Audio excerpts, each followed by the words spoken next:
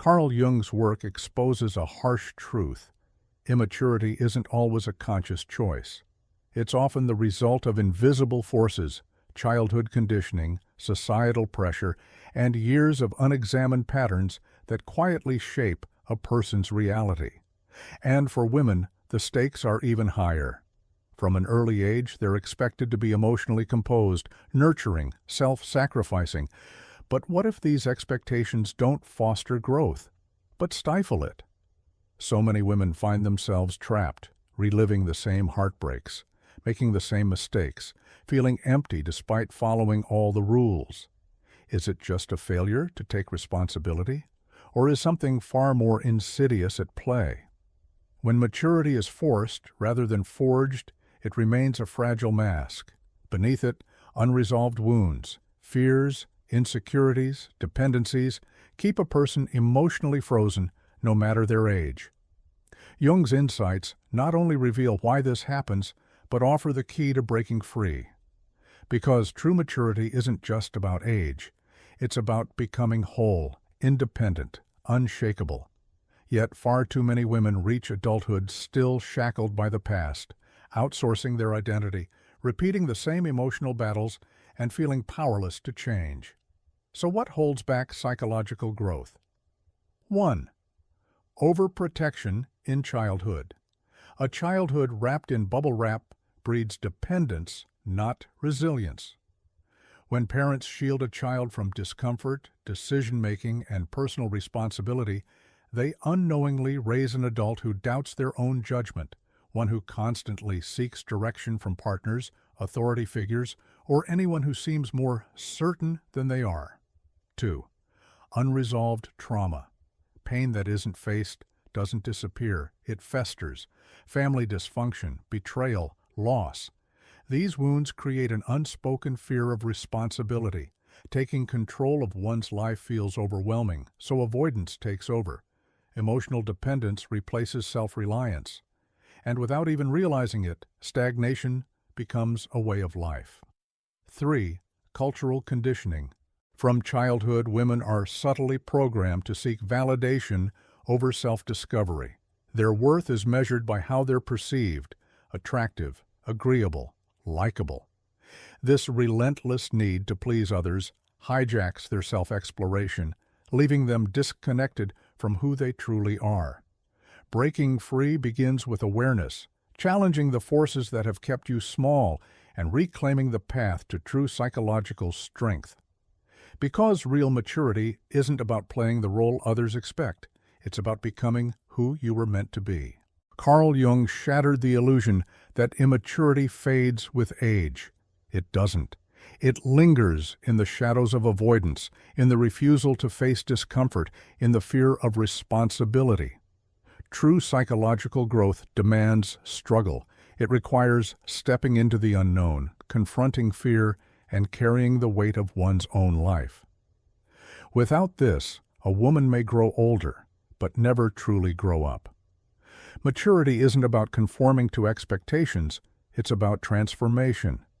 It's about doing the hard, messy internal work of becoming whole, independent, and unshakable. But for those who feel trapped in a cycle of stagnation, the first step is to expose the patterns that keep them stuck. Jung gave us the Puera Eterna, the eternal boy who resists adulthood, forever lost in fantasy. But there is also the Puera Eterna, the eternal girl. She clings to the illusion of youth, avoids responsibility, and resists the psychological trials that forge true adulthood. She embodies Peter Pan syndrome in its most seductive form, wrapped in idealism, avoidance, and dependency. Let's uncover the signs of the Puera Eterna. The first sign is romantic idealism, searching for a savior. She doesn't seek love, she seeks rescue. Life is a fairy tale, and she's waiting for a prince to give her purpose. Instead of building her own foundation, she drifts, hoping that the perfect partner will fill the void inside her.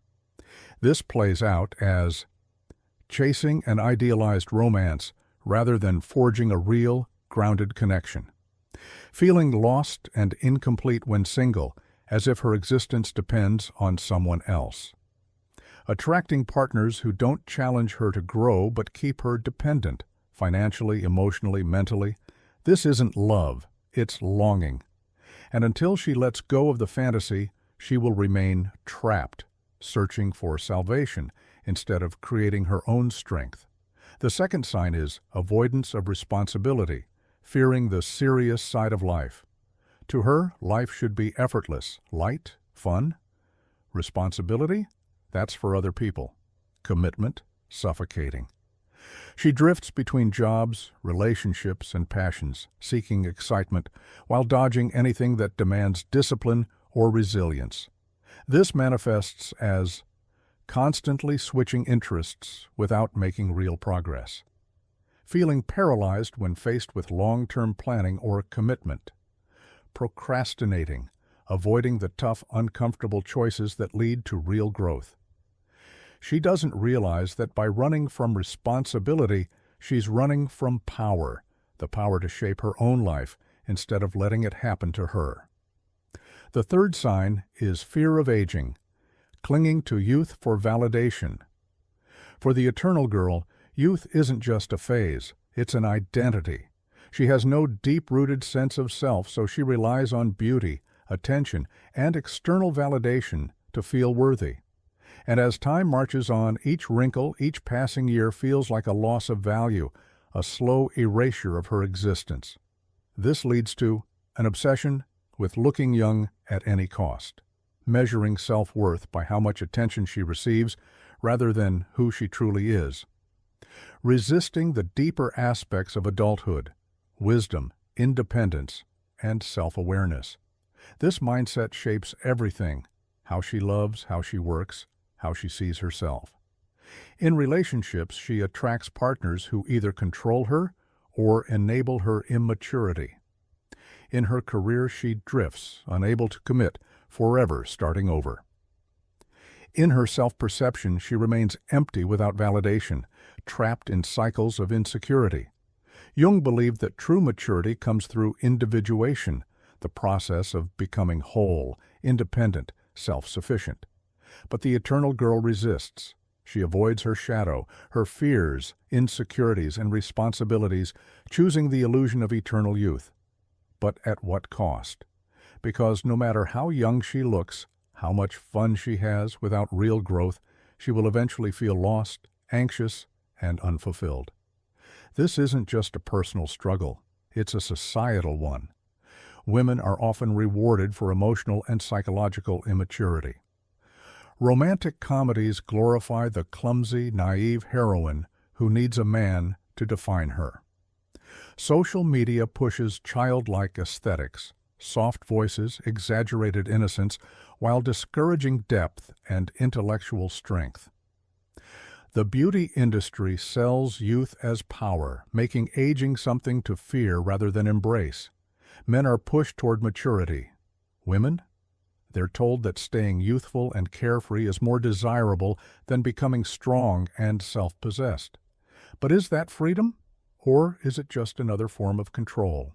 Let's talk about the illusion of freedom. How society traps women in eternal girlhood.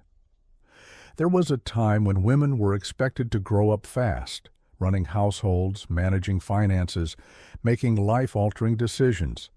These roles were restrictive, often suffocating, but they at least acknowledged women as fully capable adults. Fast forward to today, women have more freedom than ever before. Yet, paradoxically, the pressure to remain in a state of extended adolescence has only intensified. Adulthood is delayed, responsibilities postponed, and when real challenges inevitably arrive. Many feel utterly lost, unprepared for the weight of their own lives. Jung didn't see immaturity as a personal weakness. He saw it as a cultural design flaw. When society glorifies youth but discourages depth, self-reflection, and independence, it halts true individuation, the process of becoming a whole, self-sufficient being. And here's the dangerous part. Women trapped in the Puera Eterna mindset often don't even realize it because the world rewards their immaturity. But true psychological growth demands rebellion.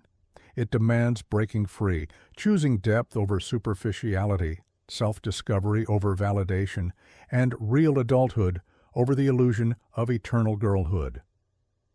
In Jungian psychology, the shadow is everything we suppress, qualities we've been taught to hide, because they don't fit the image we, or society, have constructed for ourselves. And for many women, that shadow holds their power, their ambition, their independence, their ability to be assertive, unapologetic, even angry. But instead of embracing these traits, they bury them out of fear, fear of judgment, fear of rejection, fear of being labeled as too much. So, rather than stepping into their strength, many retreat into immaturity as a defense mechanism, a role that feels safer, more acceptable. Why? Because from childhood, women are taught to be pleasant, agreeable, likable, not bold, disruptive, or strong-willed. And until that conditioning is shattered, the cycle of arrested development will continue.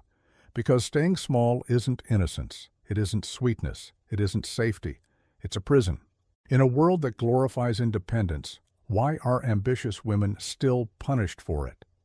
A woman who asserts herself is labeled intimidating. A woman who leads is called difficult.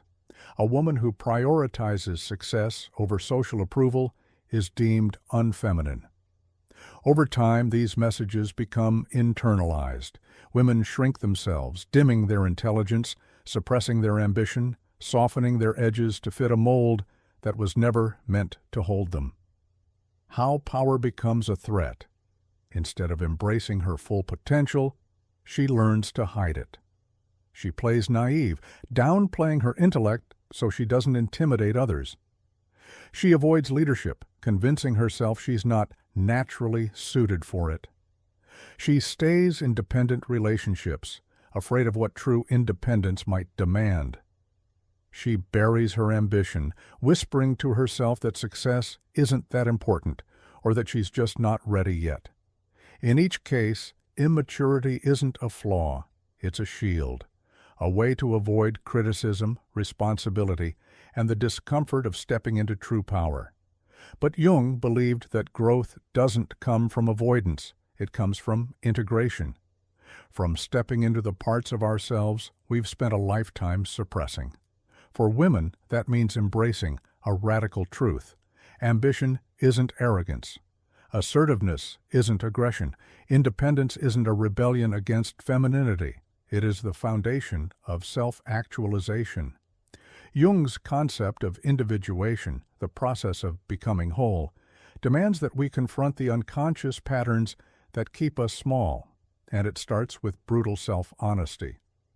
How often do women suppress their ambition, their anger, their independence, simply because these traits don't fit the roles they were taught to play? Fear of rejection, fear of failure, fear of responsibility. These hidden fears shape unconscious behaviors, fueling self-sabotage.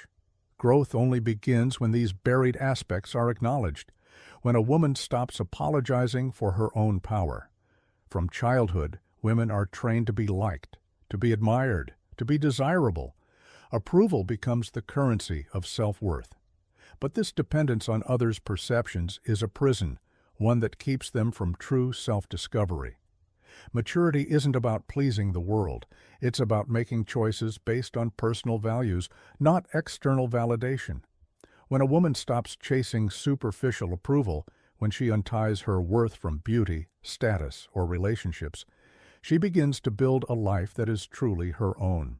Jung believed that every person carries both feminine and masculine energies, but most women are conditioned to reject their inner masculine. The feminine is depth, intuition, and emotional connection. The masculine is strength, independence, and logic. When women are taught to embrace only softness, only receptivity, only emotional depth, they are cut off from half of themselves. True empowerment isn't found in one or the other. It's in balance, in knowing when to nurture and when to stand firm, when to feel and when to act, when to flow and when to fight. A woman who integrates both is unstoppable, perhaps the most difficult shift of all. No one is coming to save you. From childhood, many women are taught to wait for a partner, a mentor, a lucky break. But waiting is just another form of avoidance. Transformation begins the moment responsibility is embraced, not feared. When a woman stops waiting and starts acting, she becomes the heroine of her own story. When she stops outsourcing decisions and starts making them with confidence, she reclaims her own mind. When she stops seeking permission and starts moving with intent, she steps into real psychological adulthood. Individuation isn't about following society's definition of adulthood, it's about stepping into full psychological independence with depth, purpose, and an unshakable sense of self. It's time to make the choice, stay small, or step into power. Maturity doesn't come with age, it comes with choice. Women don't stay psychologically stuck because they lack the ability to grow. They stay stuck because they've been conditioned to fear the very challenges that lead to real power. Society glorifies youth. It discourages deep self-exploration. It makes dependence feel comfortable, more appealing than the weight of full adulthood. But real empowerment isn't found in avoiding growth. It's in individuation, in facing the shadow, breaking free from validation seeking, and taking full ownership of one's life. So the real question isn't why some remain stuck. The question is, who is ready to step into full psychological adulthood?